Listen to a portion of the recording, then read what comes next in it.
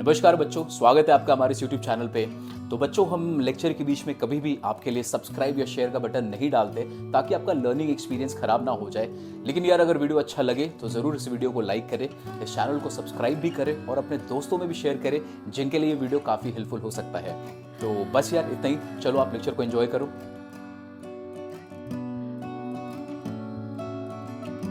Hello बच्चों, स्वागत है आपका हमारे इस चैनल पे।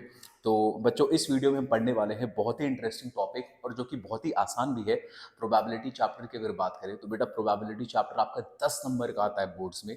काफ़ी अच्छा वेटेज ऑक्यूपाई करता है, तो इस चैप्टर को आपको पक्का से अच्छे से करके जाना है, ठीक है। तो मैं उम्मीद करता हूँ कि इसके पहले वाला जो वीडियो हमने बनाया था, जो नॉर्मल प्रोबेबिलिटी डिस्ट्रीब्यूशन का था, मीन वेरिएंस वाला, वो आपने अच्छे से देखा है। वो अच्छे से देख लो, उसके बाद इस वीडियो को देखना, आपको ज़्यादा मजा आएगा, ज़्यादा ईजी भी लगेगा, आपको समझ में भी आएगा, ठीक है। तो चलिए शुरू करते हैं, जल्दी से देखिए।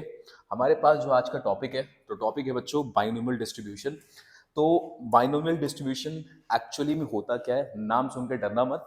ये एक्चुअल में आपका काम बहुत आसान बना देगा। तो बेटा, ये बहुत ही आसान सा मेथड है आपके लिए, प्रोबेबिलिटी अगर आप निकालना चाहते हैं। और होगा क्या इसमें, देखो। What is binomial distribution? एक डिस्ट्रीब्यूशन है जहां अगेन एक टेबल वेबल बनेगा, जैसा हमने लास्ट वाले जो टॉपिक हमने पढ़े थे, कौन सा, प्रोबेबिलिटी डिस्ट्रीब्यूशन, वहां पे भी जैसा टेबल बना था, यहाँ पे भी वैसे ही टेबल बनेगा।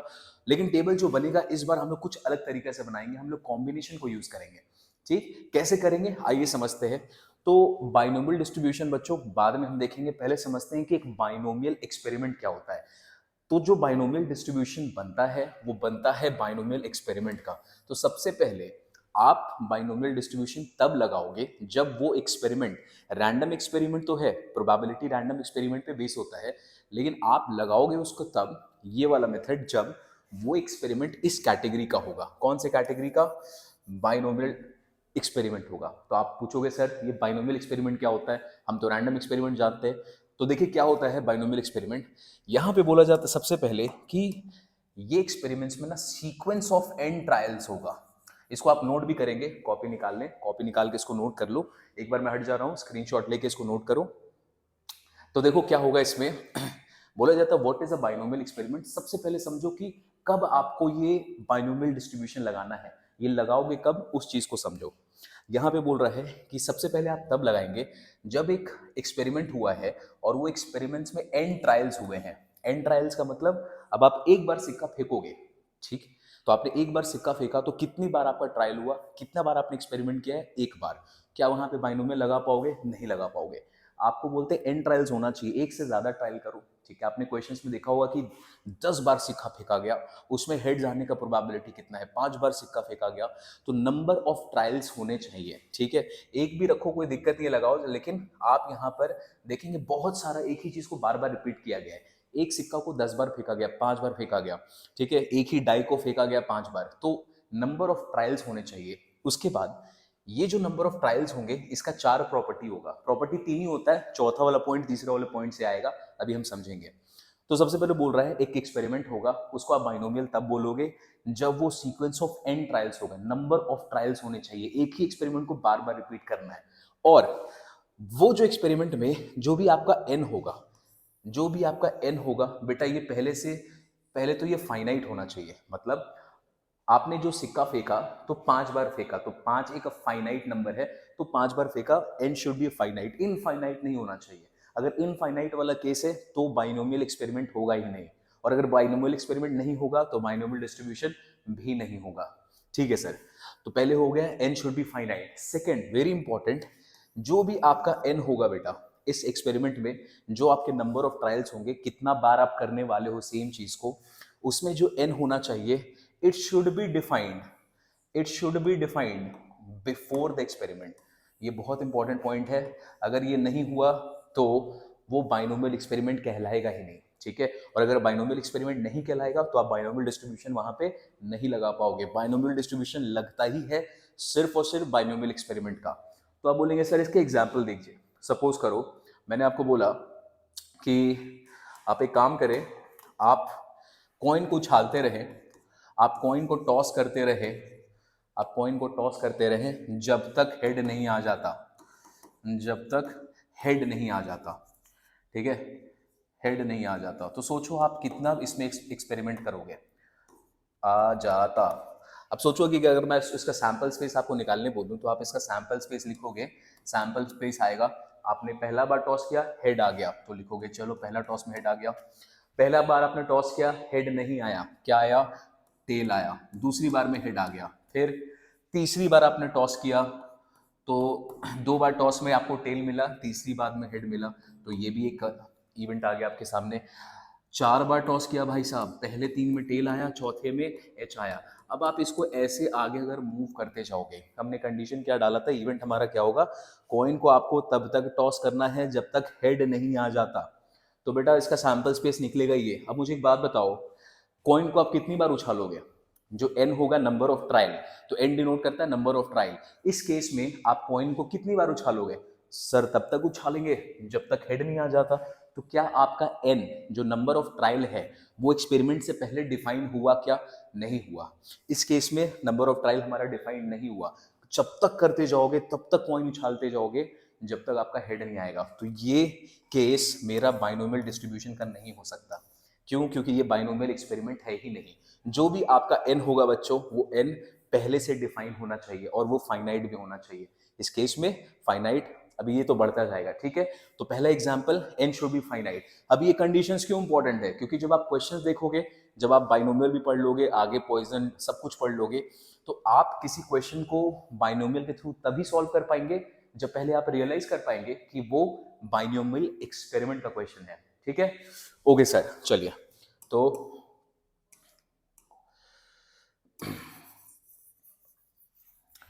तो ये हो गया हमारा पहला पॉइंट। सेकंड पॉइंट पे आते हैं। आप उसको बाइनोमियल एक्सपेरिमेंट तभी बोलोगे जब each trial has only 2 outcome. आपने कोई भी एक्सपेरिमेंट किया, आपने कॉइन फेंका, उसके 2 ही रिजल्ट होने चाहिए, ठीक है। उसका आउटकम 2 ही आना चाहिए। अब पहले वाले आउटकम को हम लोग बोलते हैं सक्सेस, पहले वाले आउटकम को हम लोग बोलते हैं सक्सेस और दूसरे को बोलते हैं फेलियर। तो आपने सपोज करो कॉइन उछाला और कॉइन को उछाला, और कॉइन उछालने में आपका जो इवेंट था वो था हेड का। तो आप देखेंगे कि जब आप कॉइन को उछालते हैं तो सोचो कितना आउटकम पॉसिबल होगा, या तो हेड आएगा या तो टेल आएगा। तो नंबर ऑफ आउटकम पॉसिबल कितने हुए, 2। अब हमने इवेंट बना लिया। इवेंट क्या बनाया कि जब जब हेड जाएगा, ठीक है, जब तब हेड आएगा मेरे कॉइन पे तो वो मेरा इवेंट है। तो हेड आया तो आप उसको बोलोगे कि हाँ भाई सक्सेस हुआ। अगर टेल आ गया तो आप बोलोगे नहीं हेड नहीं आया, तो फेल कर गया, मेरा जो भी मेरा इवेंट था वो फेल कर गया। सक्सेस को हम लोग डिनोट करेंगे यहाँ पे स्मॉल लेटर पी से, और यहाँ पे फेलियर को डिनोट करेंगे हम लोग क्यू से, ठीक। तो सक्सेस पी से डिनोट होगा, फेलियर, और आपके हर ट्रायल का 2 ही आउटकम होना चाहिए। अब मैंने आपको बोला कि सपोज एक काम करो, आप कार्ड आपको दिया हुआ है, आप कार्ड में से 52 कार्ड्स का आपको डेक दिया हुआ है, उसमें से आप निकालो 2 या 4 कार्ड निकालो 4 बार निकालो, चलो नंबर ऑफ ट्रायल हमने 4 कर दिया। और आपको बोले कि मुझे बताओ उसमें किंग आएगा, डायमंड आएगा, स्पीड आएगा, हार्ट आएगा। तो मैंने आपको 4 आउटकम दे दिया है, किंग आने का मतलब डायमंड आने का, क्लब आने का, स्पीड आने का और हर्ट्स आने का। तो नंबर ऑफ आउटकम कितने हो गए, 4।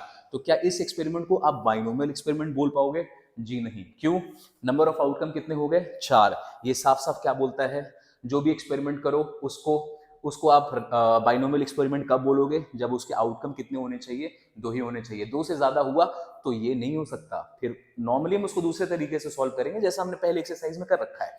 इसके लिए number of outcome 2। Third point पे आते हैं। This is very important point. What it says, the result of any trial is independent, the result of any trial is independent of the result of other trials।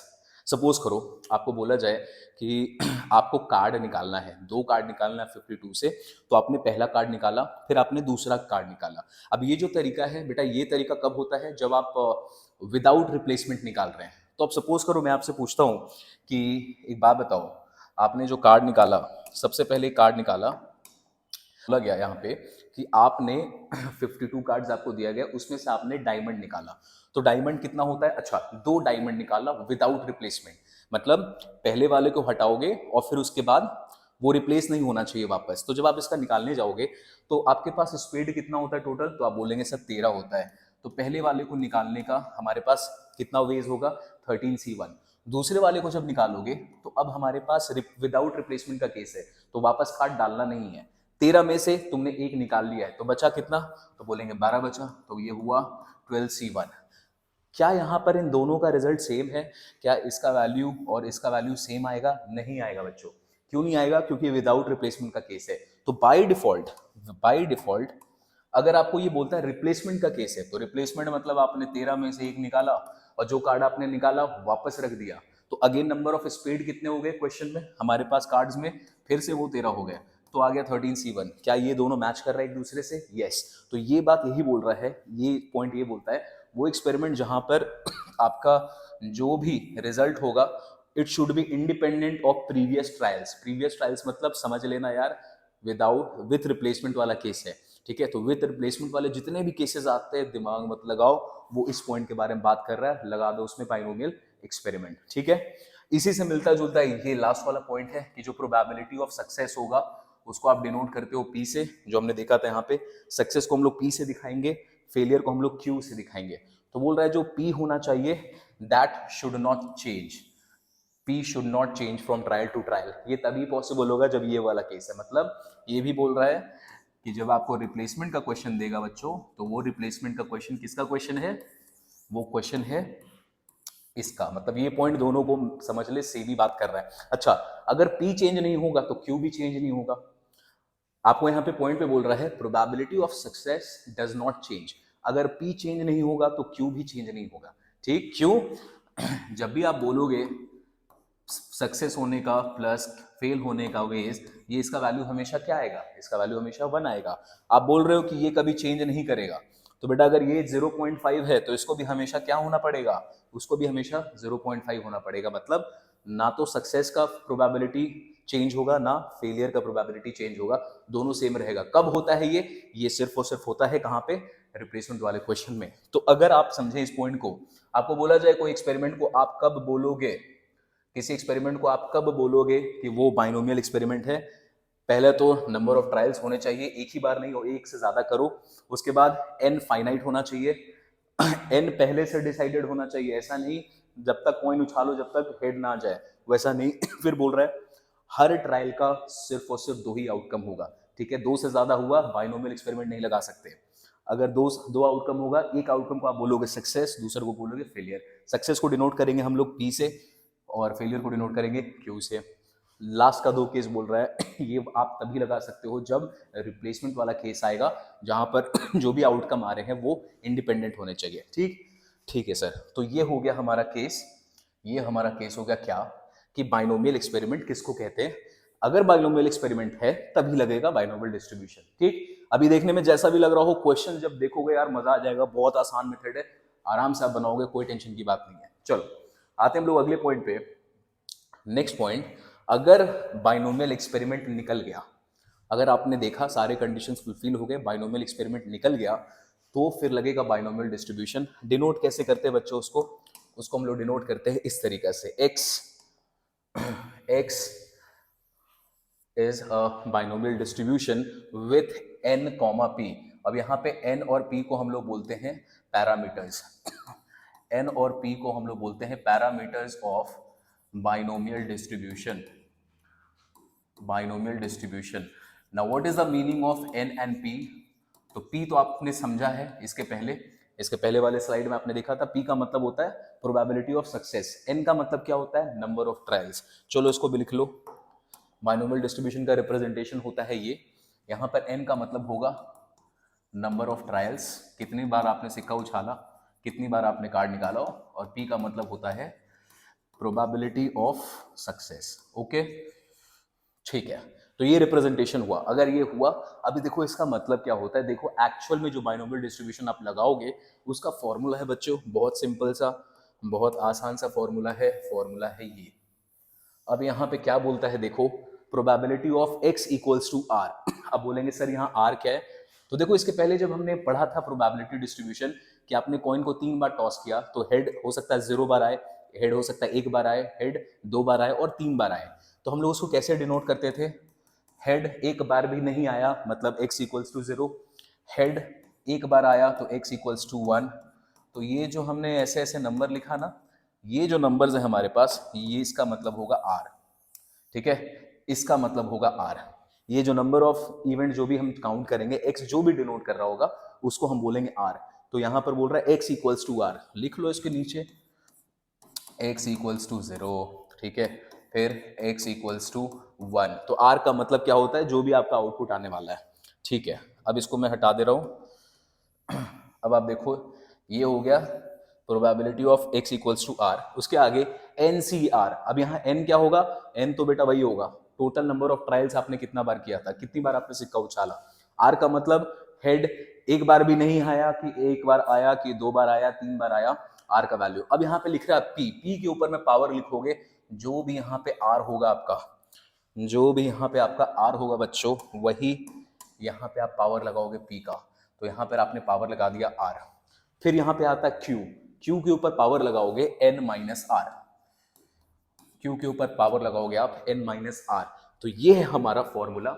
ये formula आपको use करना है बच्चों binomial distribution में। डरो मत, ये अभी देखने में लग रहा होगा, जब आप इसको सॉल्व करोगे इसके तरीके से आप बोलोगे सर मजा आ गया, बहुत आसान कॉन्सेप्ट है, ठीक है। चलो लेट्स टेक एन एग्जांपल कि जब x का वैल्यू 0 होगा, सपोज वी टेक इट, इसको थोड़ा सा नीचे ले आते हैं हम लोग।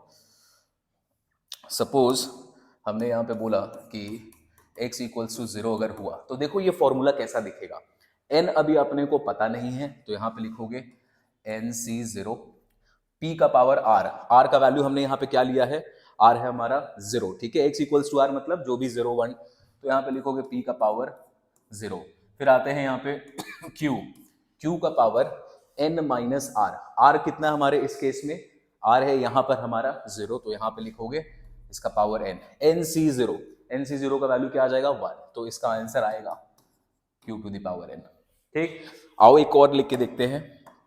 सपोज वी टेक, इस बार x का वैल्यू 1 आया, तो r का वैल्यू इस बार क्या हो गया हमारे पास, r का वैल्यू हो गया 1, ठीक है। 3 बार हमने टॉइन को क्रॉस किया था और n का वैल्यू 3 हो गया, क्यों, क्योंकि नंबर ऑफ सीक्वेंस हो गए 3। इवेंट है हमारा, x डिनोट करता है नंबर ऑफ हेड्स को, तो x बोल रहा है हेड एक बार आया।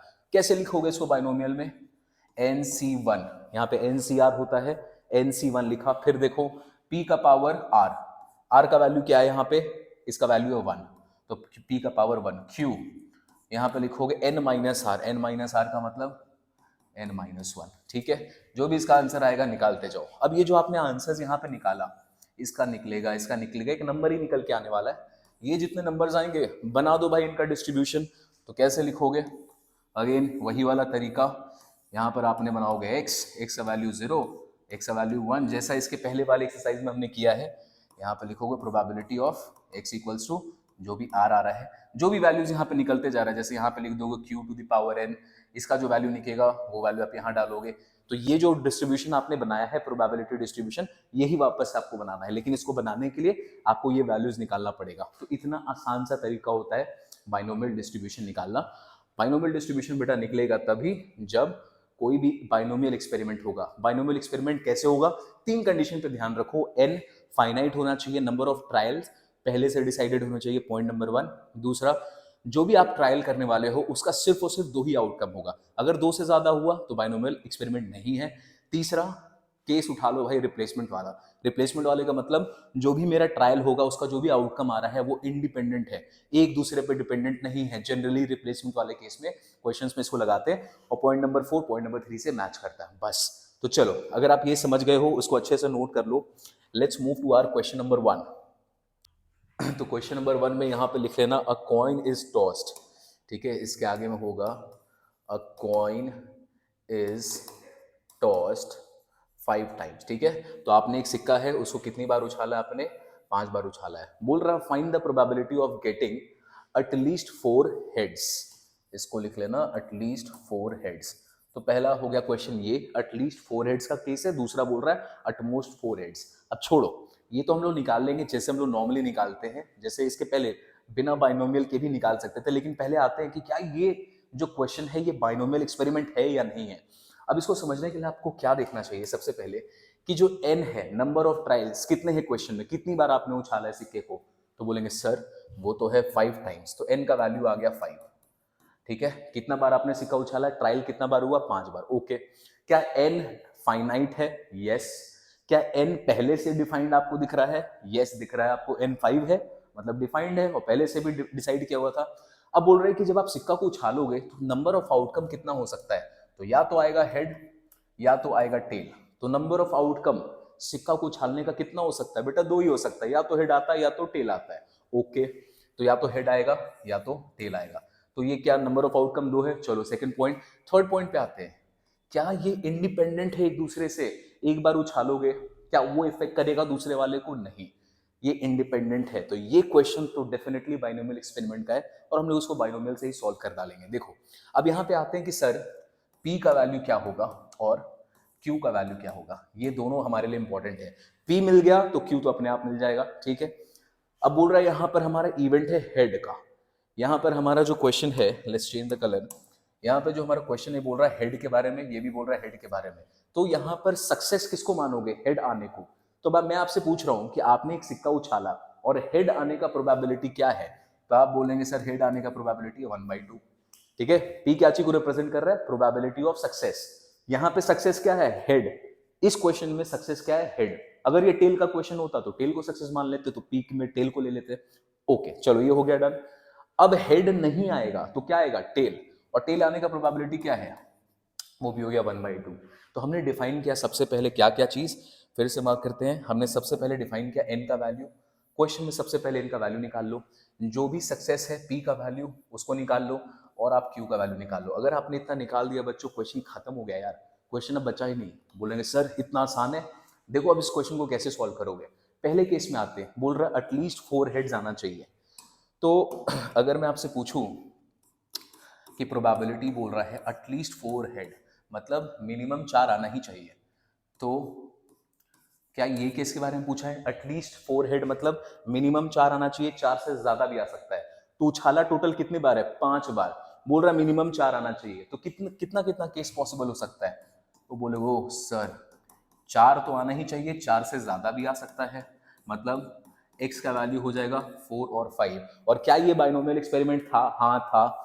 अगर ये बाइनोमियल एक्सपेरिमेंट है, लगा डालो फॉर्मूला, आ जाओ। r का वैल्यू मिल गया। ये क्या मिला बच्चों आपको? ये है r। इस केस में ये है r, इस केस में ये है r। तो आपको यहाँ पे r मिल गया। चलो इसको सॉल्व करते हैं। NCR, n का वैल्यू क्या है क्वेश्चन में? 5। तो लिखेंगे 5 CR। यहाँ पे क्या है? यहाँ पे r है 4, तो आपने लिखा 5C4 इंटू p।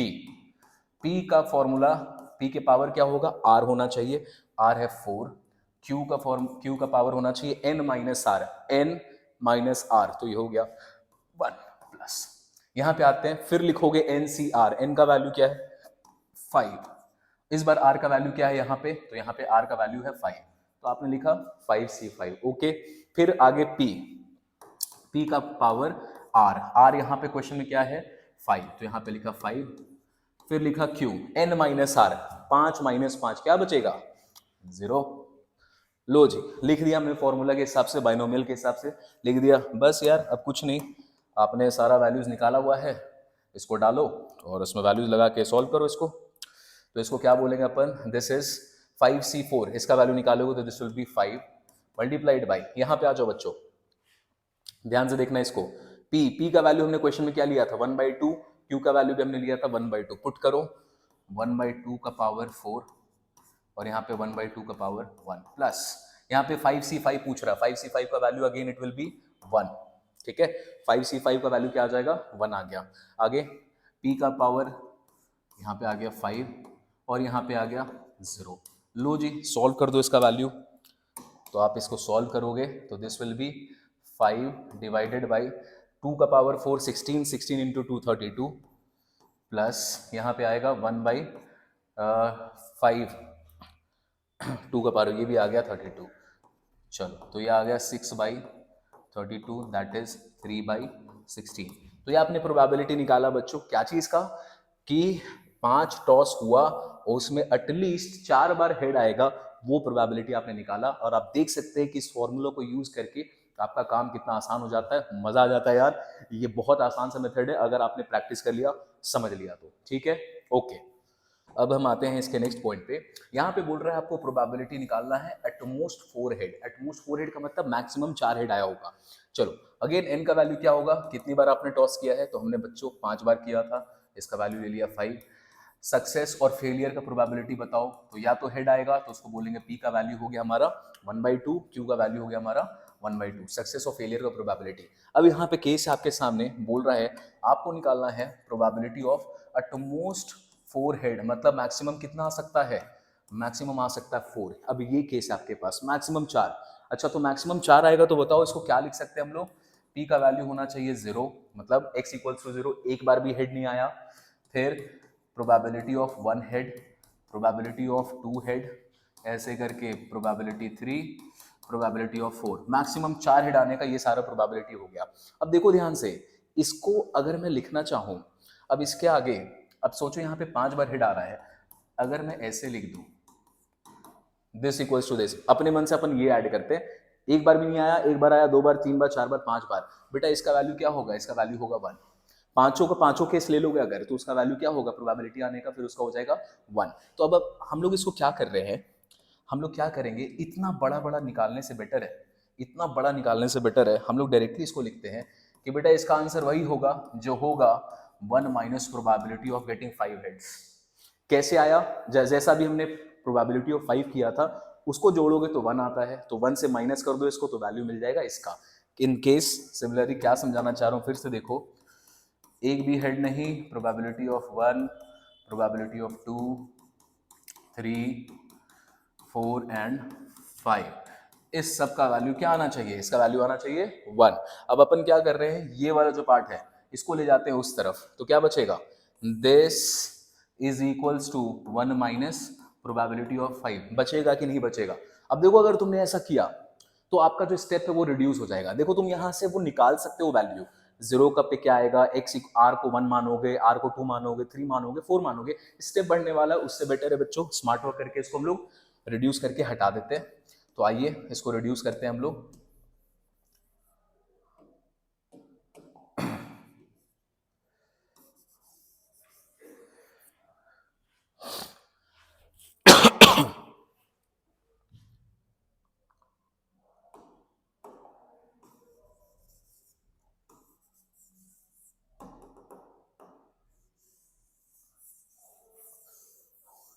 चलो तो हमने इसको रिड्यूस करके हटा दिया, अब क्या करेंगे, डायरेक्टली लिखते हैं अपन, this is equals to 1 minus, अब हाँ तो वो था 1/32, आप देख सकते हो इसके पहले वाले में मैंने हटा दिया है, आप देख पाएंगे, तो इसका वैल्यू अगर निकालेंगे तो डायरेक्टली अपने को मिल गया 31/32। ये आपको किस चीज का प्रोबेबिलिटी दे रहा है, probability of getting at most 4 head.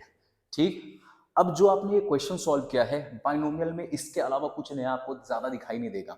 आपको समझ में आना चाहिए कि पहले वो बाइनोमियल एक्सपेरिमेंट है कि नहीं, आसानी से समझ जाओगे, क्वेश्चन लगाते लगाते आपको प्रैक्टिस भी हो जाएगा।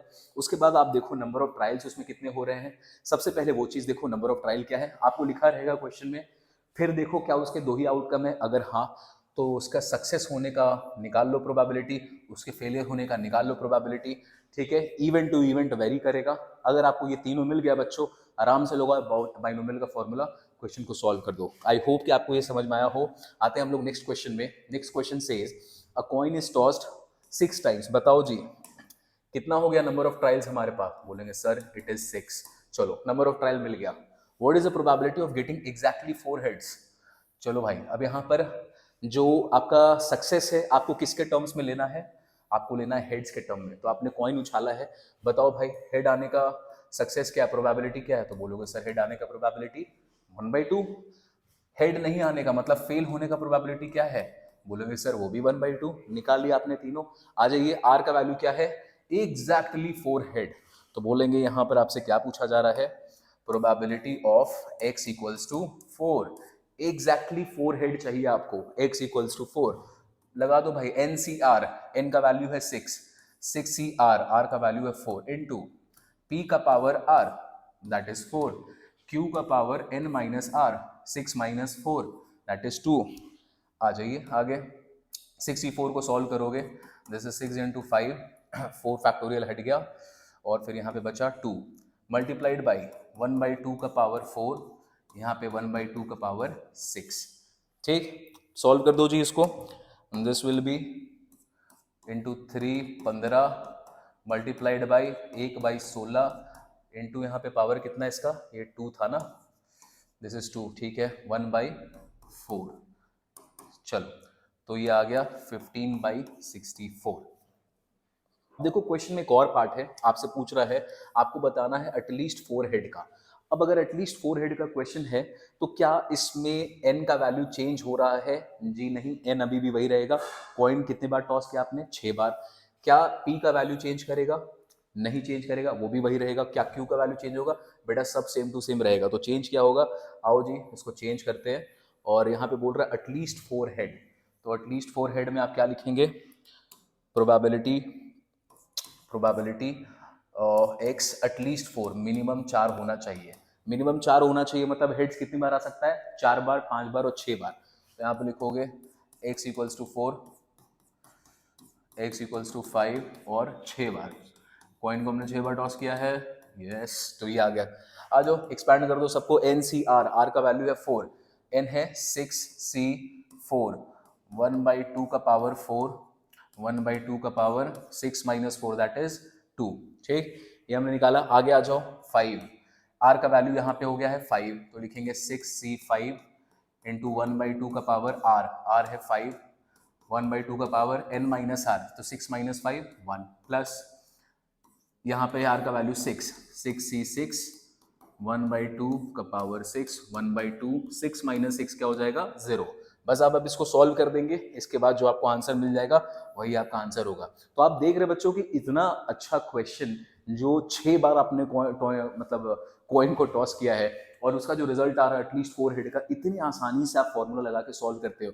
तो जी हाँ बच्चों, बाइनोमियल आसान होता है, आपको बस उस तरीके से पढ़ना होता है यार। पढ़ो आराम से, मस्त से, आसान लगेगा। तो चलिए आगे चलते हैं अगली क्वेश्चन की ओर। Next question is if X denote, देखो भाई क्या चीज से डिनोट कर रहा है? एक्स रैंडम वेरिएबल है। X denote number of heads. चलो तो हमारा सक्सेस होगा इस बार नंबर ऑफ हेड्स पे in a single toss of 4 fair coin. देखो यहाँ पे थोड़ा सा चेंज किया है, single toss of 4 fair coins. तो आपने एक कॉइन को 4 बार टॉस किया है, इसको उल्टा बोलो, 4 बार टॉस किया है मतलब 4 अलग अलग 4 सिक्का उछाला है, उससे बढ़िया बोलते एक ही सिक्का को 4 बार उछाला है। देन फाइंड, क्या ये बाइनोमियल हुआ? जी हाँ हो गया। कितनी बार n का वैल्यू आ रहा है यहाँ पे? नंबर ऑफ टॉस कितने हैं? एक ही कॉइन को समझ लो 4 बार उछाल दिया, तो ये आ गया n का वैल्यू 4।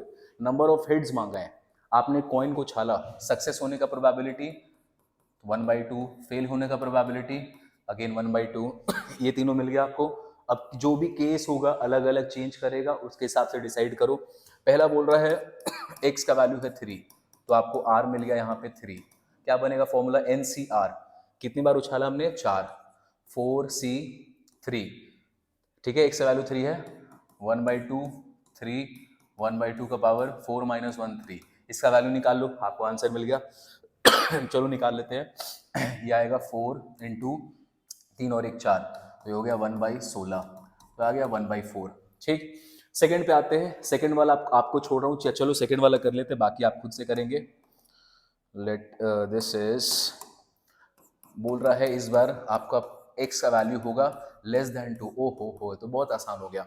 अब बोल रहा है x का वैल्यू लेस देन 2 है, तो x का वैल्यू क्या क्या हो सकता है? x का वैल्यू हो सकता है 0 और दूसरा x का वैल्यू हो सकता है 1। 2 तो होना नहीं है।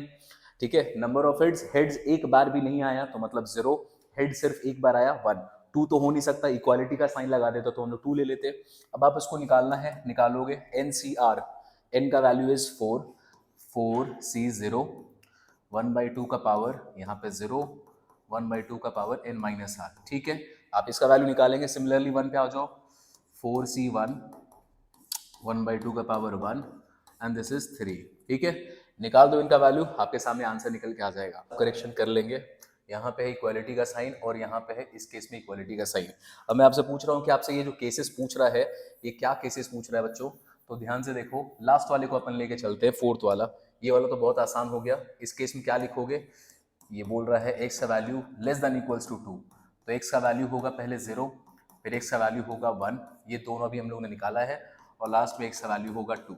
ठीक, तो ये आप निकाल लेंगे बाइनोमियल के हिसाब से। This is point number 3।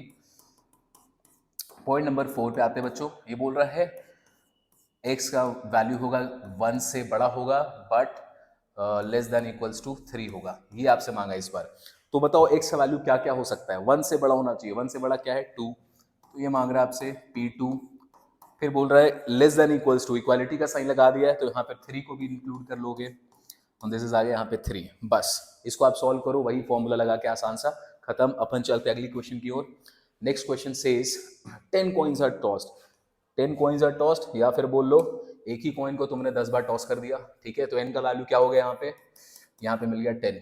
What is the probability of getting at least 8 heads? चलो भाई, इवेंट क्या हमारा यहाँ पे हेड है। हेड आने का सक्सेस क्या होता है, p का वैल्यू 1/2, q का वैल्यू 1/2 मिल गया अपने को। बोल रहा है प्रोबेबिलिटी आपको बताना है एटलीस्ट मतलब 8 आएगा या फिर मिनिमम 8 आना चाहिए, या 9 आएगा या फिर 10 आएगा। तो इसका वैल्यू आपको बोल रहा है मिनिमम 8, या फिर हेड 9 बार आ जाएगा, या फिर हेड 10 बार आ जाएगा। क्या सॉल्व कर सकते हैं? आ जाइए, बेसिक से कर लेते हैं।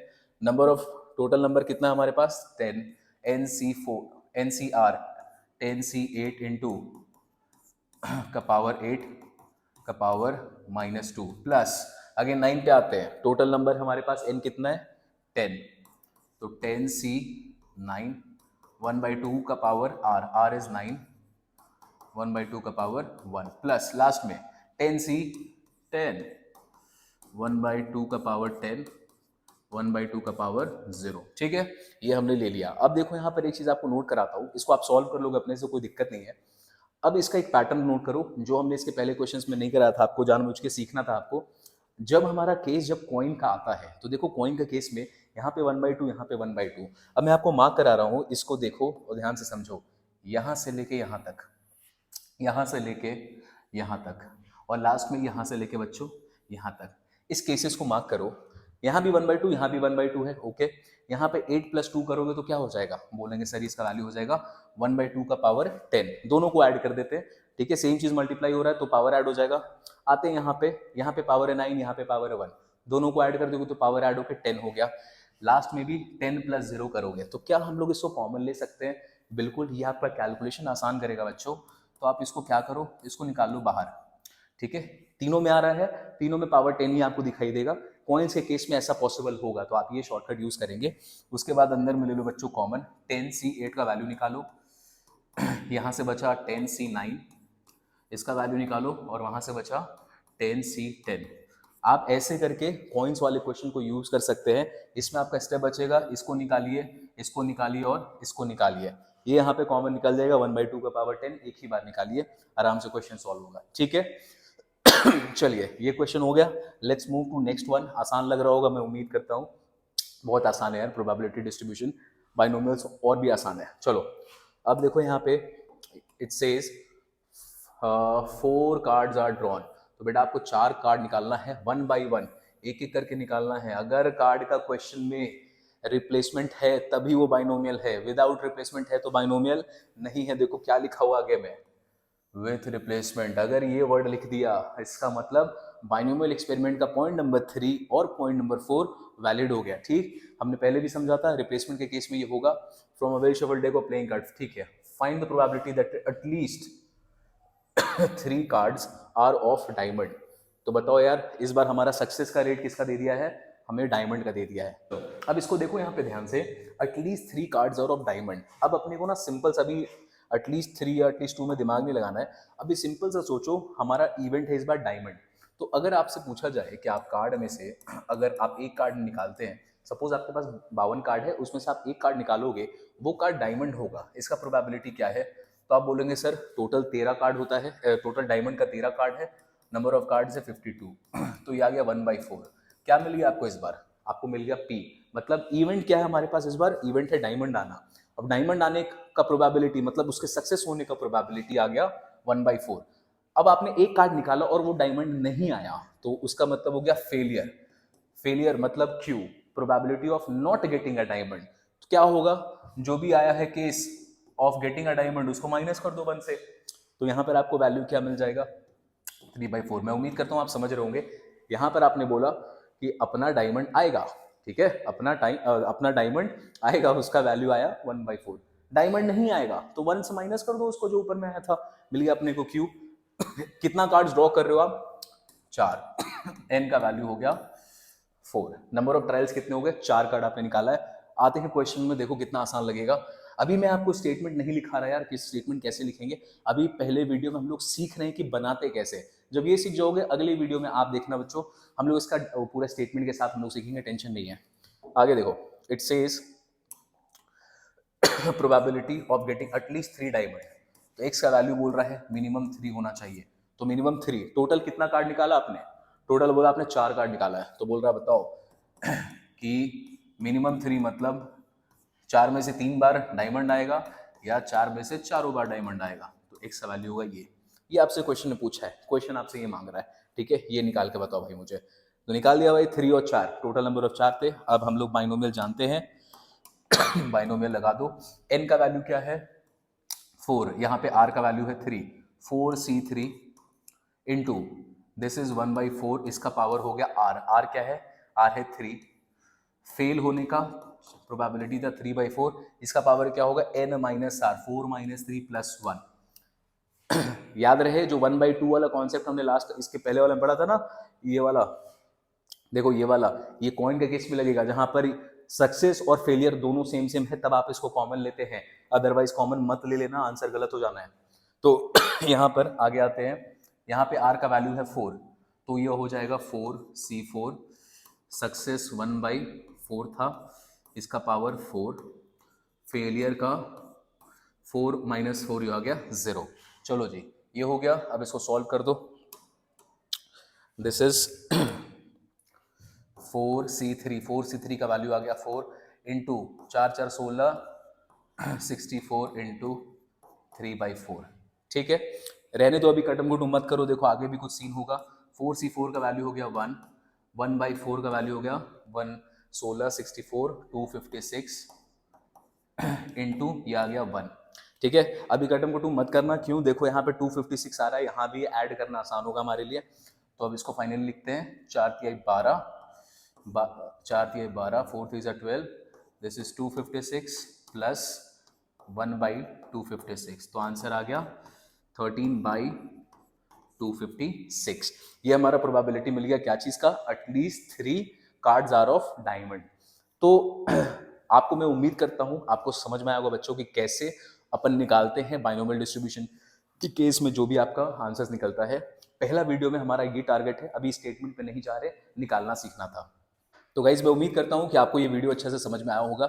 ये टॉपिक का हमने बेसिक्स पढ़ा, किसको क्या बोलते हैं, क्वेश्चंस को कैसे लगाते हैं। अगली वीडियो में हम और क्वेश्चन जो रिमेनिंग क्वेश्चंस एक्सरसाइज का उसको लगाएंगे। तो यार मिलता हूं आपसे अगली वीडियो में। Till then bye bye, take care and I will see you, bye bye. Subscribe now and press the bell icon. Never miss an update.